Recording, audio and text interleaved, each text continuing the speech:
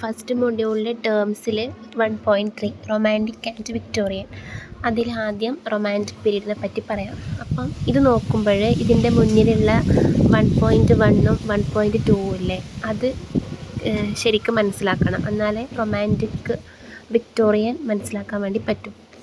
അപ്പം ആദ്യം റൊമാൻറ്റിക്കിനെ പറ്റി പറയുന്നതിന് മുന്നേ ഈ ക്ലാസിക്കൽ ക്രിറ്റിസിസം അല്ലെങ്കിൽ ഈ പ്ലേറ്റോ, അരിസ്റ്റോട്ടിൽ, പിന്നെ അതിന് ശേഷം വന്ന നിയോ ക്ലാസിസിസം, ഇതൊക്കെ റൂൾസിനെ ബേസ് ചെയ്തിട്ട് ഉള്ളതാണ്. അപ്പോൾ ക്ലാസിക്കൽ പീരീഡിൽ നിന്ന് നിയോ ക്ലാസിസിസത്തിലേക്ക് വരുമ്പോൾ അവരെന്ത് ചെയ്തു, ക്ലാസിസിസം പറഞ്ഞ അതേ കാര്യം, അതായത് ഈ ഡെക്കോറം അതൊക്കെ ഇല്ലേ, അതൊക്കെ അതുപോലെ ഇമിറ്റേറ്റ് ചെയ്യുകയാണ് ചെയ്തത്.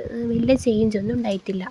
പക്ഷേ റൊമാൻറ്റിക് പീരീഡിലേക്ക് വരുമ്പം ആ കാര്യങ്ങളൊക്കെ കംപ്ലീറ്റ്ലി ചേഞ്ചായി. ഇതാണ് മെയിനായിട്ട് റൊമാൻറ്റിക് പീരീഡിൽ പറയുന്നത്. അപ്പം romanticism is applied to new change. They focused on the end products rather than by it means. അപ്പം ഈ റൊമാൻറ്റിസിസ്റ്റ് ഫോക്കസ് ചെയ്തത് അതിൻ്റെ പ്രൊഡക്റ്റാണ്, അതായത് അതെങ്ങനെ വന്നു അല്ലെങ്കിൽ അതൊന്നും ഇവർ ഫോക്കസ് ചെയ്തിട്ടില്ല. അതായത് ഈ റൂൾസിനും അതിനൊന്നും ഇമ്പോർട്ടൻസ് കൊടുത്തിട്ടില്ല. അപ്പം അരിസ്റ്റോട്ടിൽ, പ്ലേറ്റോനെ അപേക്ഷിച്ച് അരിസ്റ്റോട്ടിൽ ഈ കത്താർസിസ്, പിന്നെ ഹമേഷ്യ, അതിനെക്കുറിച്ചിട്ടൊക്കെ പറഞ്ഞിട്ടില്ലേ. അതായത് അയാൾക്ക് ഡിലൈറ്റ് എന്ന് പറഞ്ഞാൽ എന്താ, ഒരു പ്ലഷർ, അത് അരിസ്റ്റോട്ടിൽ കൺസിഡർ ചെയ്തിട്ടുണ്ടായിരുന്നു. അരിസ്റ്റോട്ടിൽ എന്ന് വെച്ചാൽ ക്ലാസിക് പീരീഡിൽ ഇല്ല ആൾ.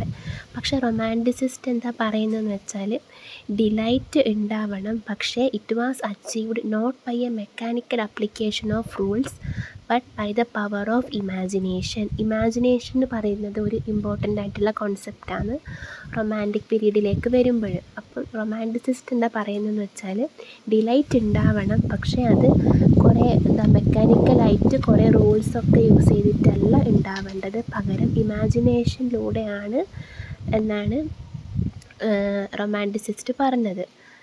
പിന്നെ ഒരു ഇമ്പോർട്ടൻ്റ് ആയിട്ടുള്ള ഇതെന്ന് വെച്ചാൽ റൊമാൻറ്റിസിസ്റ്റ് ബ്രോക്ക് ദ റൂൾസ് ഓഫ് ക്ലാസിസിസ്റ്റ്. അത്ര വരെ ഉണ്ടായിരുന്ന എല്ലാ റൂൾസും ബ്രേക്ക് ചെയ്ത ആൾക്കാരായിരുന്നു റൊമാൻറ്റിസിസ്റ്റ്. പിന്നെ ഈ ഒരു ക്ലാസിക്കൽ അല്ലെങ്കിൽ നിയോ ക്ലാസിക്കൽ പീരീഡിൽ നിന്ന് റൊമാൻറ്റിക് പീരീഡിലേക്ക് വരുമ്പം ഉണ്ടായ കുറേ ചേഞ്ചസ് ഇല്ലേ, അതിന് അതിൻ്റെ ഒരു മെയിൻ ഫാക്ടറാണ് continental influence of France and Germany. അതായത് ഫ്രാൻസിൽ Rousseau's social and political writings challenged the established order, not only paved the way for French revolution. അതായത് ഫ്രാൻസിൽ റൂസോൻ്റെ കുറേ ഐഡിയാസൊക്കെ കാരണമാണല്ലോ ഫ്രഞ്ച് റെവല്യൂഷൻ ഉണ്ടായത്. അപ്പോൾ ഫ്രഞ്ച് റെവല്യൂഷൻ എന്ന് പറയുന്നത് ഒരു ഫ്രഞ്ച് സൊസൈറ്റിയിൽ മാത്രമല്ല ചേഞ്ചസ് ഉണ്ടാക്കിയത്, പകരം അവിടുത്തെ ലിറ്ററേച്ചറിലും ഒരുപാട് ചേഞ്ചസ് ഉണ്ടാക്കി. ലിറ്റററി ടേസ്റ്റിൽ തന്നെ ഒരുപാട് ചേഞ്ചസ് വന്നു എന്നാണ് പറയുന്നത്. അപ്പം French revolution challenged royal absolutism, aristocratic privilege, religious dogmatism. ആ സൊസൈറ്റിയിൽ ഉണ്ടായിരുന്ന ഈ കിങ്ങിൻ്റെ പവർ, അതുപോലെ അതോറിറ്റി, റൂൾസ്, പിന്നെ അരിസ്റ്റോക്രാറ്റിക് പ്രിവിലേജ്, ഇതിനെയൊക്കെ ഫ്രഞ്ച് റെവല്യൂഷൻ ചാലഞ്ച് ചെയ്തു. ഫ്രഞ്ച് റെവല്യൂഷൻ്റെ മെയിൻ സ്ലോഗൻ തന്നെ ലിബർട്ടി, ഇക്വാലിറ്റി, ഫ്രെറ്റേണിറ്റി അതല്ലേ. അപ്പം അത് ഫ്രഞ്ച് റെവല്യൂഷൻ സൊസൈറ്റിയിൽ ഉണ്ടാക്കിയ ചേഞ്ച് അതാണ്. അപ്പോൾ ലിറ്ററേച്ചറിലേക്ക് വരുമ്പം ഫ്രഞ്ച് റെവല്യൂഷൻ ലിറ്ററേച്ചറിൽ ഉണ്ടാക്കിയ ചേഞ്ചാണ് റൊമാൻറ്റിക് മൂവ്മെൻ്റ് എന്ന് പറയുന്നത്. പിന്നെ റൊമാൻറ്റിസിസം സ്ട്രെസ്ഡ് ഓൺ ഇൻഡിവിജ്വാലിറ്റി. ഫസ്റ്റത്തെ ടേംസ് പഠിക്കുമ്പോൾ നമ്മൾ ഒബ്ജക്റ്റിവിറ്റീനെ പറ്റി പഠിച്ചിട്ടില്ലേ, അത് ക്ലാസിസത്തിലാണ് പഠിച്ചത്. അപ്പോൾ ഈ റൊമാൻറ്റിക് പീരീഡിലേക്ക് വരുമ്പം it gave importance to subjectivity. അതായത് ഒരു റൈറ്റർ ഒരു കാര്യം എഴുതുമ്പം അയാളുടെ ബിലീഫ്സും ഐഡിയാസും പിന്നെ അയാളുടെ എക്സ്പീരിയൻസും അതൊക്കെ അതിൽ ആഡ് ചെയ്യണം എന്നാണ് റൊമാൻറ്റിക് പറഞ്ഞത്. ക്ലാസിക്കൽ റൈറ്റേഴ്സ് പറഞ്ഞതിന് നേരെ ഓപ്പോസിറ്റായിട്ടാണ് റൊമാൻറ്റിസിസ്റ്റ് പറയുന്നത്. പിന്നെ ജർമ്മനിയിൽ Schlegel brothers and Schelling propagated the romantic view of art. Schlegel believed neo classicism as it is an artistic quest for a beautifully ordered world. അപ്പോൾ ഈ നിയോ ക്ലാസിസിസം എന്ന് പറയുന്ന മൂവ്മെൻറ്റ് വന്നത് എന്താണ് ക്ലാസിസിസത്തിനെ ബ്രേക്ക് ചെയ്യുന്നതെന്ന് പറഞ്ഞിട്ടായിരുന്നു. പക്ഷേ ഷെലഗൽ പറയുന്നത് അത് ഒരു പിന്നെയും അതൊരു ഓർഡേർഡ് വേൾഡിനായിട്ടുള്ള ഒരു ആർട്ടിസ്റ്റിക് ക്വസ്റ്റാണെന്ന് ഷെലഗൽ പറയുന്നത്. കാരണം അവർ ഈ ഓർഡേഴ്സിനെയും റൂൾസിനെയും ഡെക്കോറത്തിനെയും ഒന്നും റിജക്റ്റ് ചെയ്യുന്നില്ല എന്നാണ് ഷെലഗൽ പറയുന്നത്. He believed romanticism as it is a quest for chaos that underlines creation and strives for ever new birth. അപ്പോൾ ഒരു ന്യൂ ബർത്തിനാണ് റൊമാൻറ്റിസിസം ഇമ്പോർട്ടൻസ് കൊടുക്കുന്നത്. പിന്നെ in classicism they want orders and romanticism fascinated by sweet disorders. ക്ലാസിസിസത്തിൽ അവർക്ക് എല്ലാത്തിനും ഒരു order അല്ലെങ്കിൽ ഒരു റൂൾസ് അതാണ് വേണ്ടത്. പക്ഷേ റൊമാൻറ്റിസിസത്തിൽ അവർക്ക് ദേ വാണ്ട് സ്വീറ്റ് ഡിസോർഡേഴ്സ് എന്നാണ് പറയുന്നത്. അതായത് അവർക്ക് റൂൾസേ വേണ്ട എന്നുള്ള കാര്യം. പിന്നെ റൊമാൻറ്റിസിസത്തിൻ്റെ ഐഡിയൽസാണ്. അതായത് ഒന്നാമത് നേരത്തെ പറഞ്ഞ പോലെ intense focus on expressing human subjectivity. പിന്നെയാണ് exaltation of nature of childhood and spontaneity. അതായത് ഇപ്പോൾ വേർഡ്സ്വർത്തിൻ്റെ എല്ലാം പോയംസ് എടുത്ത് നോക്കിയാൽ അതിൽ കൂടുതലും നേച്ചർ, ചൈൽഡ്ഹുഡ്, പിന്നെ സ്പോണ്ടേനിറ്റി അങ്ങനെയുള്ള കാര്യങ്ങളാണ് ഉണ്ടാവുന്നത്. അതായത് സബ്ലൈം, പിന്നെ ഇമോഷൻസിനും അതിനൊക്കെ ആയിരുന്നു ഇമ്പോർട്ടൻസ് കൊടുക്കുന്നത്. അതാണ് റൊമാൻറ്റിക് റൈറ്റേഴ്സിൻ്റെ അല്ലെങ്കിൽ റൊമാൻറ്റിക് മൂവ്മെൻറ്റിൻ്റെ ക്യാരക്ടറിസ്റ്റിക്സ് എന്ന് പറയുന്നത്. പിന്നെ for the romantic nature was transfigured into a living force. ഒരു ലിവിങ് ഫോഴ്സായിട്ട് ഒരു ലിവിങ് ഒബ്ജക്റ്റായിട്ടാണ് നേച്ചറിനെ റൊമാൻറ്റിക് റൈറ്റേഴ്സ് കൺസിഡർ ചെയ്തത്. അതായത് കോളറിഡ്ജ് പറഞ്ഞിട്ടുണ്ട് നേച്ചർ എന്ന് പറഞ്ഞാൽ ലാംഗ്വേജ് ഓഫ് ഗോഡാണ്. മീൻസ് വേർഡ്സ്വർത്തിൻ്റെ ഇപ്പോൾ ടിൻഡേൺ ആബി, അതുപോലെ തന്നെ ഒരു ചൈൽഡ്ഹുഡിനെ പറ്റി ഒരു പോയമില്ലേ, അതിലെല്ലാം ഭയങ്കരമായിട്ട് നേച്ചറിനെ ഡിസ്ക്രൈബ് ചെയ്തത് നമുക്ക് കാണാൻ വേണ്ടിയിട്ട് പറ്റും. പിന്നെ വേറെ ഒരു ഇതിൻ്റെ ക്യാരക്ടറിസ്റ്റിക്സ് എന്ന് പറഞ്ഞാൽ നേരത്തെ പറഞ്ഞ പോലെ തന്നെ shift from objectivity to subjectivity. പിന്നെ romanticist says that mechanical work doesn't make good art but it completes upon imagination. ഈ റൊമാൻറ്റിസിസ്റ്റ് എന്താ പറയുന്നതെന്ന് വെച്ചാൽ മെക്കാനിക്കലായിട്ടുള്ള അല്ലെങ്കിൽ കുറേ റൂൾസും ഇതൊക്കെ വെച്ചിട്ടുള്ള ഒരു ആർട്ട് വർക്ക് ഒരിക്കലും കംപ്ലീറ്റ് ആവില്ല. പക്ഷെ അത് കംപ്ലീറ്റ് ആവും എപ്പോഴും ഒരു റൈറ്റർ അവരുടെ ഇമാജിനേഷൻ അതിൽ യൂസ് ചെയ്യുമ്പോൾ, അല്ലെങ്കിൽ ഇങ്ങനെ നേച്ചർ അങ്ങനെയുള്ള കാര്യങ്ങളൊക്കെ ഇൻക്ലൂഡ് ചെയ്യുമ്പോൾ മാത്രമാണ് ഒരു വർക്ക് കംപ്ലീറ്റ് ആവുന്നത് എന്നാണ് റൊമാൻറ്റിസിസ്റ്റ് പറയുന്നത്. അതായത് ആദ്യം പറഞ്ഞ ക്ലാസിസിസം, നിയോ ക്ലാസിസിസം അതിൽ നമുക്ക് കംപ്ലീറ്റ്ലി ഡിവേറ്റ് ചെയ്തുകൊണ്ട് പുതിയൊരു മൂവ്മെൻറ്റ് വരുവാണ്. അതാണ് റൊമാൻറ്റിക് മൂവ്മെൻറ്റ്.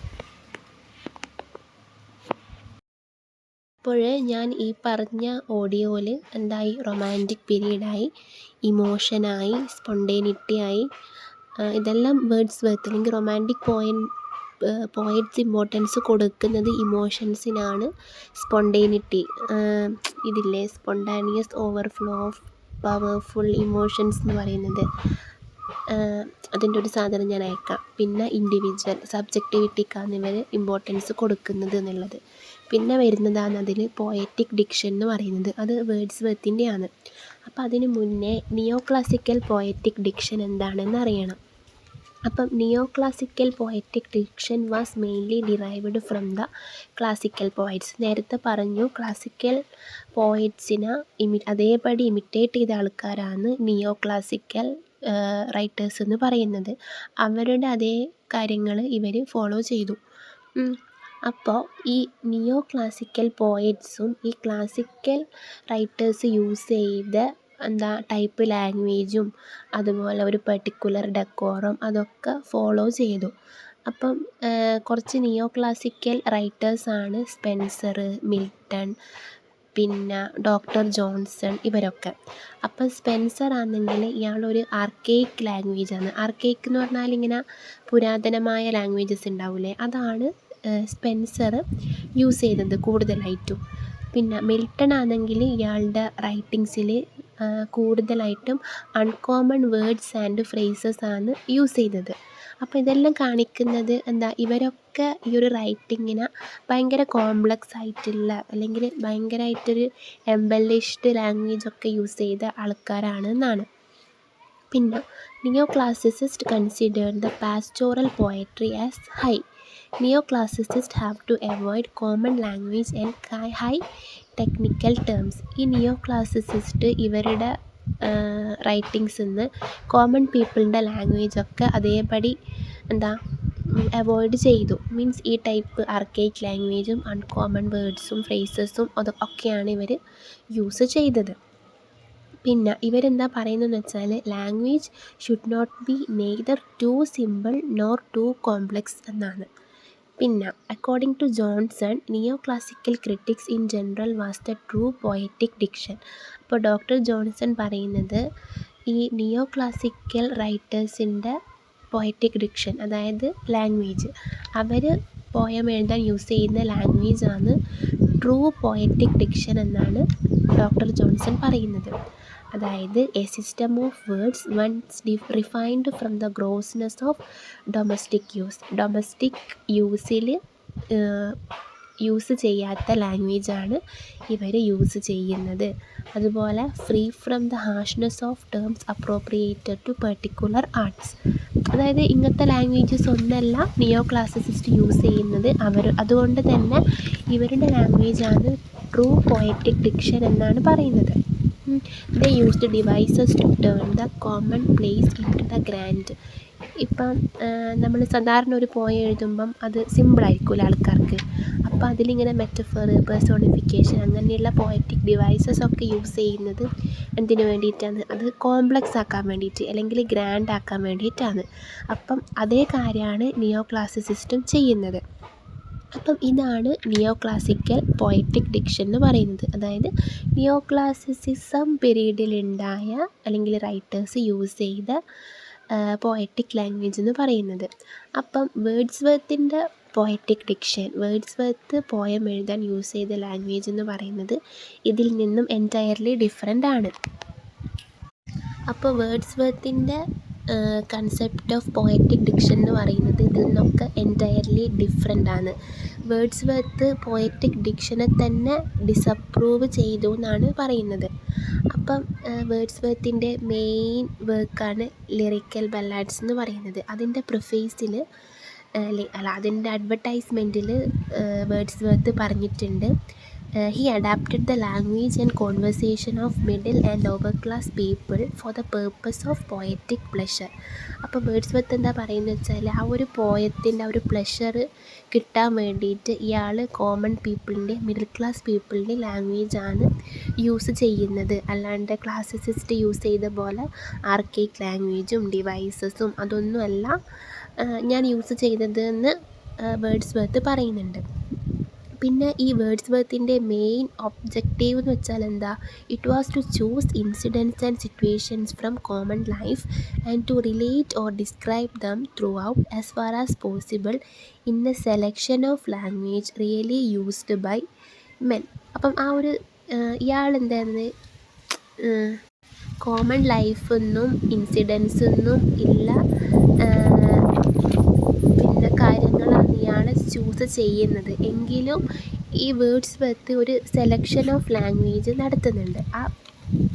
ഇപ്പം എന്താ കോമൺ പീപ്പിളിൻ്റെ ആണ് യൂസ് ചെയ്യുന്നെങ്കിൽ അതിൽ നിന്ന് സെലക്ട് ചെയ്യേണ്ട ആവശ്യമില്ലല്ലോ, എല്ലാ കോമൺ ആയിട്ടുള്ള ആൾക്കാരതും യൂസ് ചെയ്യണ്ടേ. അപ്പം ഇവിടെയാണ് വേർഡ്സ്വർത്ത് പറഞ്ഞ കാര്യത്തിന് ഒരു ക്രിറ്റിസിസം വരുന്നത്.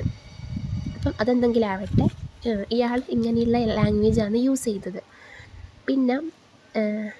പിന്നെ വേർഡ്സ്വർത്ത് പറയുന്നുണ്ട് ഇയാൾ എങ്ങനെയുള്ള ലാംഗ്വേജാണ് യൂസ് ചെയ്തത്, കോമൺ പീപ്പിളിൻ്റെയും അല്ലെങ്കിൽ കോമൺ ലൈഫും അല്ലെങ്കിൽ ഇൻസിഡൻസും അതൊക്കെയാണ് ഇയാളുടെ പോയത്തിലൂടെ റെപ്രസെൻറ്റ് ചെയ്തത്. അപ്പം അങ്ങനെ ഒരു കോമൺ മാൻ്റെ ലാംഗ്വേജ് യൂസ് ചെയ്യുമ്പോൾ തന്നെ ഇയാൾ എന്ത് ചെയ്തു, അതിലൊരു സെലക്ഷൻ നടത്തുന്നുണ്ട്. അതുമാത്രമല്ല ഒരു ലാംഗ്വേജ് ഇയാൾ സെലക്ട് ചെയ്തു, അതിനെന്താണ് ഇയാൾ സെർട്ടൻ കളറിങ് ഓഫ് ഇമാജിനേഷൻ അതിൽ നടത്തുന്നുണ്ട്.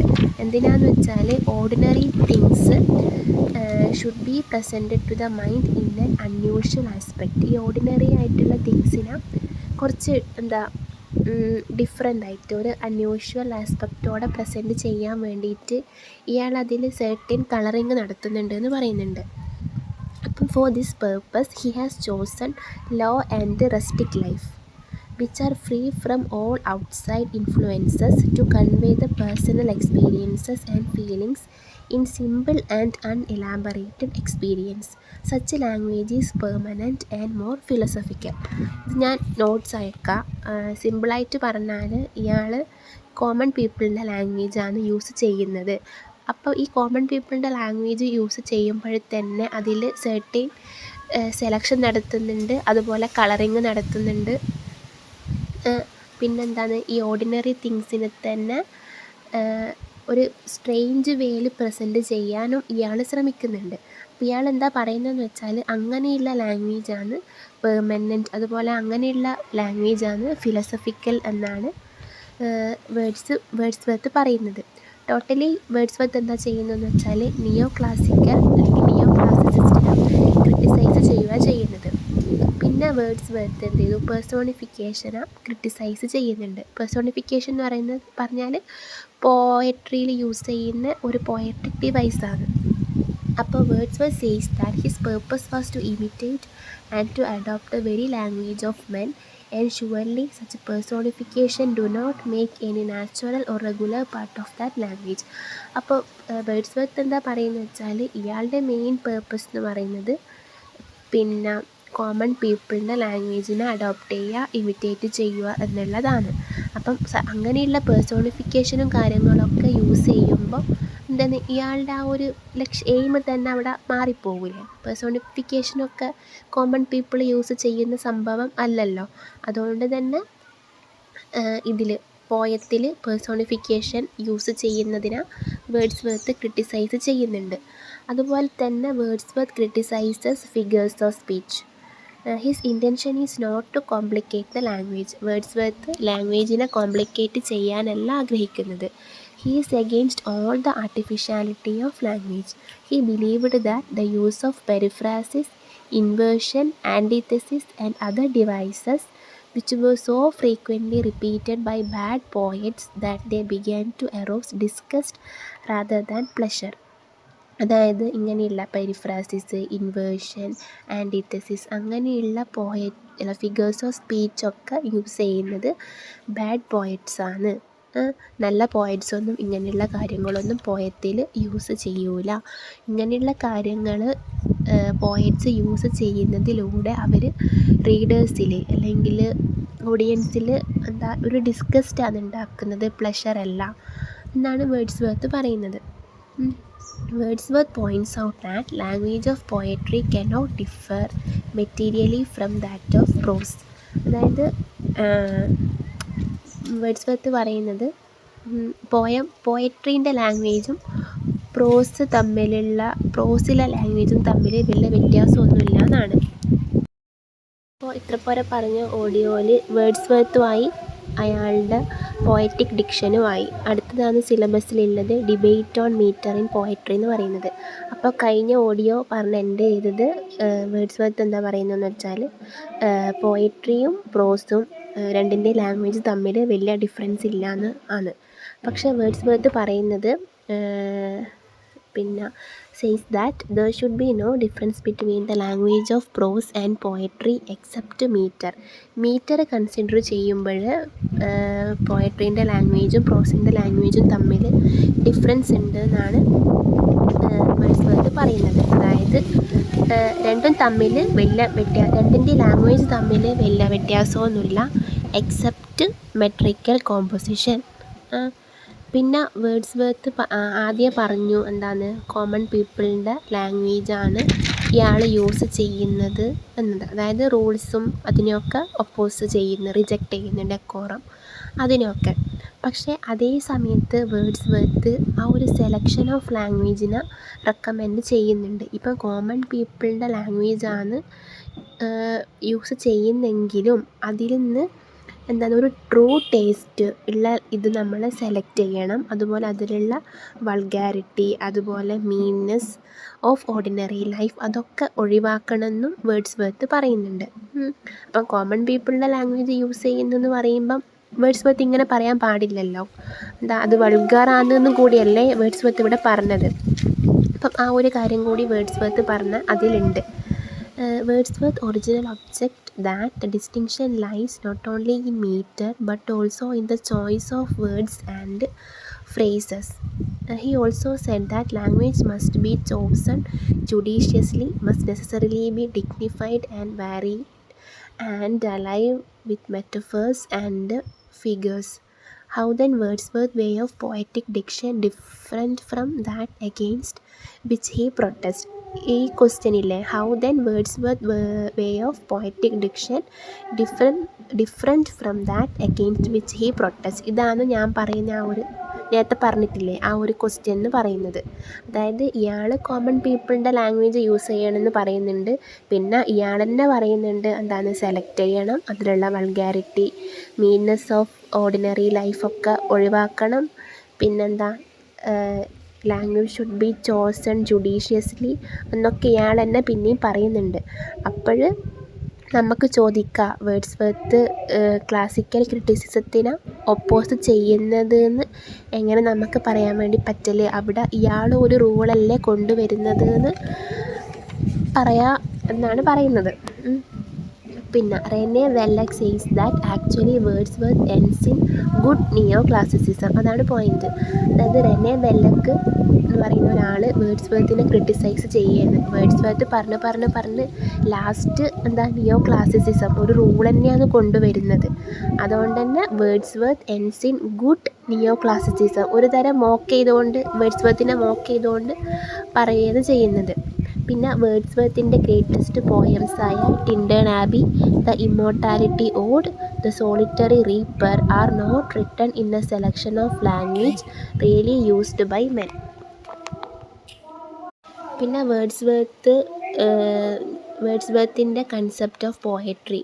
അപ്പം അതെന്ന് വെച്ചാൽ ഇതിലും എന്താണ് he is not quite clear in his assertions. ഇതിലും ഇയാൾ പറഞ്ഞത് അത്ര വലിയ ക്ലിയറോ അങ്ങനെയൊന്നുമല്ല, നേരത്തെ പറഞ്ഞ പോലെ തന്നെ ഉള്ള കാര്യങ്ങളാണ്. അതായത് ഇയാൾ പറയുന്നുണ്ട് good poetry as the spontaneous overflow of powerful feelings. പിന്നെ according to Wordsworth poetry takes its origin, important ആണ്. According to Wordsworth poetry takes its origin from emotion recollected in tranquillity. Emotions recollected in tranquillity, അതായത് ഇങ്ങനെ ഒറ്റയ്ക്കിരിക്കുമ്പോഴുള്ള emotions റീകളക്റ്റ് ചെയ്ത് വെക്കുന്നില്ലേ, അതിൽ നിന്നാണ് പോയട്രീൻ്റെ origin ഉണ്ടാവുന്നത് എന്നാണ് പറയുന്നത്. The tranquillity gradually disappears and emotions are produced. ആ ഒരു ട്രാങ്ക്വിലിറ്റി പിന്നീട് മെല്ലെ ഡിസപ്പിയർ ആവും, ഇമോഷൻസ് പ്രൊഡ്യൂസ് ചെയ്യപ്പെടും. In this mood successful composition begins. ഇങ്ങനെ ഒരു മൂഡിൽ നിന്നാണ് സക്സസ്ഫുള്ളായിട്ടുള്ള പോയംസിൻ്റെ കോമ്പോസിഷൻ ബിഗിൻ ചെയ്യുന്നത് എന്നാണ് വേർഡ്സ്വർത്ത് പറയുന്നത്. According to Wordsworth emotion is the main thing and from this comes poetry. അപ്പം വേർഡ്സ്വർത്തിനെ സംബന്ധിച്ചിടത്തോളം ഇമോഷനാണ് ഇമ്പോർട്ടൻറ്റ്. വേർഡ്സ്വർത്ത് പോയട്രീനെ പറ്റിയിട്ട് പറഞ്ഞത് എല്ലാം ഒന്നും വേണ്ട, സിലബസിൽ ഡിബേറ്റ് ഓൺ മീറ്റർ ഇൻ പോയട്രീനെ കൊടുത്തിട്ടുള്ളൂ. പിന്നെ poetry is the pursuit of truth of man's knowledge of himself and the world around him. പിന്നെ വേർഡ്സ്വർത്ത് സയൻസും പോയട്രിയും തമ്മിലുള്ള ഡിഫറൻസിനെ പറ്റി പറയുന്നുണ്ട്. അതായത് science is engaged in the same pursuit but while the truth it discovers benefits only materially. അതായത് Wordsworth പറയുന്നത് science gives only material improvement, not philosophical improvement. He believed that poetry is the breath and final spirit of all knowledge. ഇയാൾ പോയട്രീനെയാണ് എന്താണ് ultimate ആയിട്ടുള്ള ഒന്നായിട്ട് consider ചെയ്യുന്നത്. Poetry is A greater force for good. Wordsworth's own object in writing poetry was to console the afflicted, to add sunshine to daylight by making the happy happier. പോയട്രീനെ പൊക്കി പറയുന്നു, every great poet is A teacher, അങ്ങനെയൊക്കെ പറയുന്നുണ്ട്. ഞാൻ not അയച്ചു തരാം.